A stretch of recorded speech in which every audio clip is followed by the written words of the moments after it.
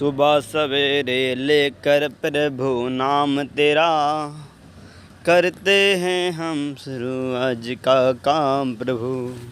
चलिए, तो आज हम देखने वाले हैं कि नवोदय विद्यालय जो एग्ज़ाम होती है कक्षा छठे में जो प्रवेश होता है यानी 5th क्लास में कोई भी होता है, जैसे लड़का हो चाहे लड़की, वो फॉर्म डाल सकता है। तो देखिएगा, 5वीं के बच्चे को वो तो क्या छोटा होता है तो उसको तो इतना नॉलेज होता नहीं है, लेकिन यदि पालक चाहते हैं कि अपना बच्चा नवोदय में मतलब पढ़े और जो है अच्छा पढ़े, तो पालक को पूरा ध्यान रखना पड़ता है भैया कि कब फॉर्म डलेगा कब नहीं डलेगा, कितने क्वेश्चन इसके आते हैं, किस हिसाब से तैयारी करवाना है, कहाँ पर तैयारी करवाना है, सारी चीज़ें किसके माध्यम से होनी चाहिए।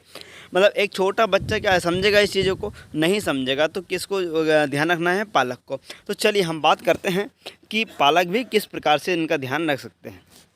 जैसे हम बात करें, ये हम यहाँ से ब्रुश ले लिया हमने, और यहाँ से मैं बताऊँगा कि नवोदय विद्यालय के फॉर्म डालने की जो आखिरी तिथि है वो 10 अगस्त 2023 है ना। जिन भी बच्चे 5वीं कक्षा में पढ़ते हैं उन पालकों से अनुरोध है, किसका है अनुरोध, मेरा है, कृपा करके अपने बच्चों का फॉर्म डलवाएं। आप फॉर्म में क्या क्या चाहिए, डॉक्यूमेंट्स पूरे लिखे हुए हैं। देखिएगा, सबसे पहले एक फॉर्म चाहिए, तो ऑनलाइन से आपको फॉर्म मिल जाएगा अपने नज़दीक या ऑनलाइन या फोटोकॉपीज़ की दुकान पर ये फॉर्म आसानी से उपलब्ध हो जाता है।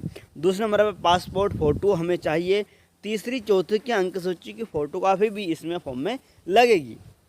आधार कार्ड, ये सारी चीज़ों को कंप्लीट करके जिस विद्यालय में अपना बच्चा पढ़ रहा है, चाहे लड़की हो चाहे लड़का, उसी स्कूल में जाकर उस प्रिंसिपल के साइन होंगे, है ना। पूरा वो फॉर्म भराएगा, पूरे डॉक्यूमेंट्स पूरे कंप्लीट करके, यही डॉक्यूमेंट्स से ज़्यादा कोई डॉक्यूमेंट्स उसमें है नहीं। फिर अंत में जो रहेगा 5वें नंबर पे ऑनलाइन पर जाकर नवोदय का फॉर्म जमा करवाया, यानी ऑनलाइन माध्यम से भी इसको हम लास्ट में हमें करना पड़ेगा। इस प्रकार से देखिएगा, ये लाइव कोचिंग क्लासेस में यहाँ पर देखिएगा बच्चे इस प्रकार से ये पढ़ रहे हैं, इनकी सुविधा है। ये पूरे बच्चे क्या नवोदय के, NMMS के और भी अलग अलग एग्ज़ाम्स के हैं। छोटे ही बच्चे हैं, 10th से नीचे वाले बच्चे, लेकिन इनको क्या है, एंट्रेंस एग्ज़ाम जो होती है जिसमें फ्री मतलब हम पढ़ सकते हैं, फ्री में हम इनको प्रोत्साहन राशि ले सकते हैं। इनकी चीज़ों के बारे में मतलब ये बच्चे पढ़ रहे हैं, ठीक है। तो देखिएगा, इसमें सिलेबस क्या क्या है आपको बता रहा हूँ मैं, कितना टॉपिक आएगा, क्या क्या आएगा। मैं साथ जैसे हम बात करें कितने विषय इसमें आते हैं। सबसे पहले इसमें हिंदी आता है। तो हिंदी में क्या 4 अनुच्छेद आते हैं भैया। 4 अनुच्छेद किस प्रकार से आएंगे वो बताऊंगा। हिंदी में क्या पैराग्राफ लिखा होगा, उसके नीचे उसके क्वेश्चन होंगे। जैसे 5 प्रश्न आते हैं, एक जो अनुच्छेद होगा उसमें से 5 प्रश्न आएंगे, उसमें से 4 जो है उसी जो अनुच्छेद आपका लिखा हुआ रहेगा उसी में से आसानी से मिल जाएगा बच्चों को, यदि थोड़ी सी प्रैक्टिस रहेगी तो अनुच्छेद में से मिल जाएगा। लेकिन जो 5वां क्वेश्चन रहेगा वो एक अलग रहेगा, जिस प्रकार से विलोम शब्द, अनेकार्थी शब्द, पर्यायवाची शब्द, है ना। इस प्रकार से इनसे भी एक क्वेश्चन पूछा जाता है। एक क्वेश्चन कितने नंबर का होता है, तो 1.25 प्रति प्रश्न के मार्क्स होंगे। यानी कि कहने का मतलब इसके भी, हिंदी के भी कितने 20 प्रश्न आएंगे, यानी 4 पैराग्राफ के 20 प्रश्न बनेंगे। और 20 के नंबर कितने बनेंगे सर, 25 नंबर बनेंगे। उसी प्रकार से सेकंड नंबर पे आप देखें तो सेकंड नंबर पे आता है आपका तर्क शक्ति यानी रीजनिंग। क्या आता है सर, रीजनिंग आता है। रीजनिंग में कितने टॉपिक से क्वेश्चन आएंगे, तो देखिएगा 10 टॉपिक से मतलब क्वेश्चन आएंगे, 40 प्रश्न रहेंगे और 50 नंबर के बनेंगे। कहने का मतलब ये भी क्या है, 1.25 प्रति प्रश्न मार्क्स के, यानी कि एक नंबर जो होता है, एक प्रश्न जो होता है ना 1.25 नंबर का होता है एक प्रश्न। आकृति, फिर उसके क्या 4 ऑब्जेक्टिव प्रश्न ऑब्जेक्टिव आएंगे, 4 क्या ऑब्जेक्ट आएंगे, प्रश्न आकृति रहेगी, उसके ऑब्जेक्ट रहेंगे। 10 अलग अलग टॉपिक हैं।